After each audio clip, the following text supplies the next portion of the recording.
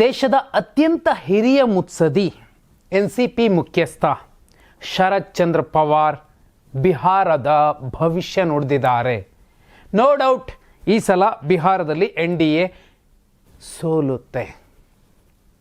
ಇಂಥದ್ದೊಂದು ಸ್ಪಷ್ಟ ಭವಿಷ್ಯವನ್ನು ಶರದ್ ಪವಾರ್ ಅವರು ನುಡಿದಿರುವಂಥದ್ದು. ವಿಶೇಷ ಅಂದರೆ ಬಿಹಾರದಲ್ಲಿ ಹೆಚ್ಚು ಕಮ್ಮಿ ಆದರೆ ನಿತೀಶ್ ಕುಮಾರ್ ಅವರು ಮೋದಿಯವರ ಸರ್ಕಾರಕ್ಕೆ ಕೊಟ್ಟಿರುವಂತಹ ಬೆಂಬಲ ವಾಪಸ್ ಪಡೆದ್ರೆ ಮೋದಿ ಮತ್ತು ಅಮಿತ್ ಶಾ ಇದೇ ಶರದ್ ಪವಾರ್ ಮತ್ತು ಉದ್ಧವ್ ಠಾಕ್ರೆ ಅವರನ್ನು ನೆಚ್ಚಿಕೊಂಡಿದ್ರು. ಆದರೆ ಈಗ ಬಿಹಾರದಿಂದಲೂ ಕೂಡ ಸ್ಟ್ರಾಂಗ್ ಮೆಸೇಜ್ ರವಾನೆ ಆಗಿರುವಂಥದ್ದು. 2025 ನವೆಂಬರ್ 14 ಬಿಹಾರ್ ವಿಧಾನಸಭಾ ಚುನಾವಣೆಯ ರಿಸಲ್ಟ್ ಬಂದ ಮಾರನೇ ದಿನದಿಂದ ಮೋದಿಯವರಿಗೆ ಆತಂಕ ಶುರುವಾಗತ್ತೆ. ಈ ಕಡೆ ಚಂದ್ರಬಾಬು ನಾಯ್ಡು ಅವರು ಕೂಡ ಬೇರೆ ಪ್ಲಾನ್ ಮಾಡ್ಕೊಂಡಿದ್ದಾರೆ. ಆ ಕಡೆ ಬಿಹಾರದಲ್ಲಿ ರಿಸಲ್ಟ್ ಏನಾಗುತ್ತೋ ಅದರ ಮೇಲೆ ನಿತೀಶ್ ಕುಮಾರ್ ಅವರ ಲೆಕ್ಕ ಇರುತ್ತೆ. ಇದೆಲ್ಲದರ ಮಧ್ಯೆ ಕೂಡ ಶರದ್ ಪವಾರ್ ಅವರು ಕೊಟ್ಟಿರುವ ಮೆಸೇಜ್ ಪಿಕ್ಚರ್ ಅಭಿ ಬಾಕಿ ಹೈ ಅನ್ನುವಂತಹ ಸುಳಿವನ್ನು ಕೊಡ್ತಿರೋದು. ಎರಡು ವೈರಲ್ ಆಗ್ತಿರುವಂತಹ ಒಂದು ಸಟ್ಟಾ ಬಜಾರ್ ರಿಸಲ್ಟ್ ಏನಾಗುತ್ತೆ, ರಿಸಲ್ಟ್ ಏನು ಬರುತ್ತೆ ಅನ್ನುವಂಥದ್ದು. ಮತ್ತೊಂದು RSSನದ್ದು ಎನ್ನಲಾಗ್ತಿರುವಂತಹ ಒಂದು ಇಂಟರ್ನಲ್ ಸರ್ವೆ. BJP ಬಿಹಾರವನ್ನು ಕಳ್ಕೊಳ್ತು. ಮೋದಿಯವರು ತಮಗೆ ಬೆಂಬಲ ಸೂಚಿಸಬಹುದಾದ ಇನ್ನು 20 ಸಂಸದರನ್ನು, ಅದು ಯಾವುದೇ ಪಕ್ಷದವರೇ ಆಗಿರಲಿ, ಈಗ ಸೆಳೀಲೇಬೇಕಿದೆ. ಏನು ಹೇಳುತ್ತೆ ಎರಡು ಆ ಸಮೀಕ್ಷೆಗಳು? ಫಲೂಡಾ ಸಟ್ಟಾ ಬಜಾರ್ ರಾಜಸ್ಥಾನದ ಬಹುಮುಖ್ಯವಾದಂತಹ ಒಂದು ಸಟ್ಟಾ ಬಜಾರ್. ಯಾವ ಚುನಾವಣೆ ನಡೆದರೂ ಕೂಡ ಅಲ್ಲೊಂದು ಬೆಟ್ಟಿಂಗ್ ನಡೆಯುತ್ತೆ. ಆ ಪ್ರಮುಖ ಬೆಟ್ಟಿಂಗ್ ಕೇಂದ್ರ ಕೊಟ್ಟಿರುವ ಲೆಕ್ಕ ನಿಮಗೆ ನಾನು ತೋರಿಸ್ತಾ ಇದ್ದೀನಿ. BJP 46ರಿಂದ 50 ಸ್ಥಾನ ಗೆಲ್ಲಬಹುದು. JDU 38ರಿಂದ 40 ಸ್ಥಾನ.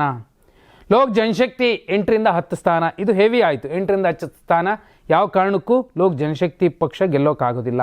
ಮತ್ತು ಜಿತನ್ ರಾಮ್ ಮಾಂಜಿ ಅವರ ಪಕ್ಷ 1ರಿಂದ 2 ಗೆಲ್ಲಬಹುದು. 93ರಿಂದ 99 ಸ್ಥಾನ ಮಾತ್ರ NDA ಬಿಹಾರದಲ್ಲಿ ಗೆಲ್ಲಬಹುದು ಅನ್ನೋದನ್ನು ಸಟ್ಟಾ ಬಜಾರ್ ಹೇಳ್ತಿರುವಂಥದ್ದು. ಕಾಂಗ್ರೆಸ್ನ ಲೆಕ್ಕಾಚಾರಗಳೇನಿದೆ ಅಥವಾ ಮಹಾಗಠಬಂಧನ್ ಲೆಕ್ಕ ಏನು? 70ರಿಂದ 75 ಲೋಕ್ ಜನಶಕ್ತಿ ಪಾರ್ಟಿ RJD ತೇಜಸ್ವಿ ಯಾದವ್ ಪಕ್ಷ. ಕಾಂಗ್ರೆಸ್ 40ರಿಂದ 45 ಇಷ್ಟು ಸ್ಥಾನ ಬರೋಕ್ಕೆ ಸಾಧ್ಯವೇ ಇಲ್ಲ. 30ರಿಂದ 40 ಬಂದರೆ ಅದು ಹೆಚ್ಚು. 20ರಿಂದ 30 ಬಂದರೆ ಅದು ನಂಬಬಹುದಾದಂತಹ ಲೆಕ್ಕ. ಇನ್ನು ವಿಕಾಸ್ಶೀಲ್ ಇನ್ಸಾನ್ ಪಕ್ಷ 6ರಿಂದ 8 ಸ್ಥಾನ ಮೇ ಬಿ ತಗೋಬಹುದು. ಇದಲ್ಲದೆ ಎಡಪಕ್ಷಗಳು 8ರಿಂದ 10 ಸ್ಥಾನ, ಇದು ಸಾಧ್ಯ ಆಗುತ್ತೆ. ಈ ಲೆಕ್ಕ ನೋಡಿದ್ರೆ ಫಲೂಡಾ ಸತ್ತಾ ಬಜಾರ್ನ ಈ ಬೆಟ್ಟಿಂಗ್ ದಂಧೆಯ ಲೆಕ್ಕ ನೋಡಿದ್ರೆ ಮಹಾಗಠಬಂಧನ್ ಬಹುದೊಡ್ಡ ದಿಗ್ವಿಜಯವನ್ನು ಸಾಧಿಸುತ್ತೆ ಅನ್ನೋದು ಇದು ಒಂದು ಲೆಕ್ಕ. ಯಾಕಂದರೆ ಎಲ್ಲವೂ ಕೂಡ ನಂಬಬಹುದಾದಂಥದ್ದಲ್ಲ. ಸೋಷಿಯಲ್ ಮೀಡಿಯಾದಲ್ಲಿ ವೈರಲ್ ಆಗ್ತಿರುವಂತಹ ಕಂಟೆಂಟ್, ಅದರಲ್ಲೂ ಕೂಡ ಇತಿಮಿತಿಗಳಿರುತ್ತೆ. ಆದರೆ RSS ಇಂಟರ್ನಲ್ ಸರ್ವೆ ಎಂದು ಹೇಳಲಾಗ್ತಿರುವಂತಹ ಲೆಕ್ಕ ಕೂಡ ಅಂಥದ್ದೇ ಅನುಮಾನ ಮೂಡಿಸುತ್ತೆ. ಯಾಕಂದರೆ ಮಹಾಗಠಬಂಧನ್ 170 ಸ್ಥಾನ ಗೆಲ್ಲತ್ತೆ, ಸಾಧ್ಯ ಇಲ್ಲ.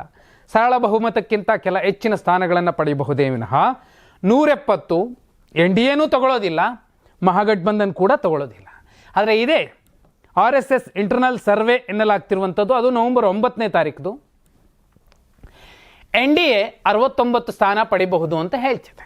ಅದರಲ್ಲೂ BJP 50 ಸ್ಥಾನಗಳನ್ನು ದಾಟೋದಿಲ್ಲ, 50ರ ಮಾರ್ಕ್ ದಾಟೋದಿಲ್ಲ. ಕಾಂಗ್ರೆಸ್ 35 ಸ್ಥಾನ ಪಡೆಯಬಹುದು ಅಂತ ಹೇಳ್ತಿದೆ. ಸ್ವಲ್ಪ ಹೆವಿ ಆಯಿತು. 25ರಿಂದ 30 ಸ್ಥಾನ ನಾವು ಕನ್ಸಿಡರ್ ಮಾಡಬಹುದು ಕಾಂಗ್ರೆಸ್ಗೆ. ಮಾರ್ಜಿನ್ ಎರರ್ಸ್ 3 ಮೈನಸ್ ಆಗಬಹುದು, 3 ಪ್ಲಸ್ ಆಗಬಹುದು ಅಂತ ಹೇಳ್ತಿದೆ. ಹಂಗೆ ನೋಡಿದ್ರೆ 165ರ ಮೇಲೆ 165 ಮಹಾಗಠಬಂಧನ್, 75 NDA ಅಂತ ಲೆಕ್ಕ ಹಾಕಿದ್ರೂ ಕೂಡ ಇದು ನಂಬೋಕೆ ಕಷ್ಟವಾಗುತ್ತೆ. ಆದರೆ ಒಂದಂತೂ ಪಕ್ಕ, ಬಿಹಾರದಲ್ಲಿ ಈ ಸಲ NDA ಅಧಿಕಾರಕ್ಕೆ ಬರೋದು ಅನುಮಾನ. JDU ಬೇಕಾದರೆ RJD ಜೊತೆಯಲ್ಲಿ ಮಹಾಗಠಬಂಧನ್ ಜೊತೆಯಲ್ಲಿ ಸೇರಿಕೊಂಡು ಒಂದಷ್ಟು ತಿಂಗಳ ಕಾಲ ಸರ್ಕಾರ ಮಾಡಿ ಕೇಂದ್ರದಲ್ಲಿ ಗೇಮ್ ಚೇಂಜ್ ಮಾಡಿ ಮತ್ತೆ ರಾಷ್ಟ್ರ ರಾಜಕಾರಣಕ್ಕೆ ನಿತೀಶ್ ಕುಮಾರ್ ಅವರು ಹೋಗಬಹುದು, ಈ ಲೆಕ್ಕಾಚಾರ ಇರಬಹುದು. ಆದರೆ ಶರದ್ ಪವಾರ್ ಅಂತಹ ಅತ್ಯಂತ ಹಿರಿಯ ಮುತ್ಸದಿ, ರಾಜಕಾರಣವನ್ನು ತುಂಬ ಸಲೀಸಾಗಿ ಅರ್ಥ ಮಾಡಿಕೊಳ್ಳುವಂತಹ ನಾಯಕ ತುಂಬ ಸ್ಪಷ್ಟವಾಗಿ ಹೇಳಿರುವಂಥದ್ದು NDA ಬಿಹಾರದಲ್ಲಿ ಅಧಿಕಾರಕ್ಕೆ ಬರೋದಿಲ್ಲ. ಮಹಾಗಠಬಂಧನ್ಗೆ ಖಂಡಿತ ಲೆಕ್ಕ ಇದೆ ಈ ಸರ್ವೆಗಳ ಬಗ್ಗೆ, ಈ ಭವಿಷ್ಯವಾಣಿ ಬಗ್ಗೆ. ನೀವೇನಂತೀರಾ? ಕಮೆಂಟ್ ಮಾಡಿ.